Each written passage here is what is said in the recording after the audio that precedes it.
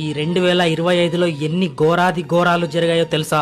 సంతోషంగా ఉండడం కోసం కాశ్మీర్ కి వెళ్తే అక్కడ పెహల్గామ్ లో టెర్రరిస్ట్ అటాక్ వల్ల 26 మంది చనిపోయారు. ఆర్సీబీ విన్ అయిందనే సంతోషంలో చూడటానికి వెళ్తే అక్కడ తొక్కిసలాట 11 మంది చనిపోయారు. గుజరాత్ లోని అహ్మదాబాద్ లో ప్లేన్ క్రాష్ అవ్వడం వల్ల 241 మందితో పాటు ఆ ప్లేన్ కాలేజ్ హాస్టల్ మీద పడటంతో 20 మంది మెడికల్ స్టూడెంట్స్ చనిపోయారు.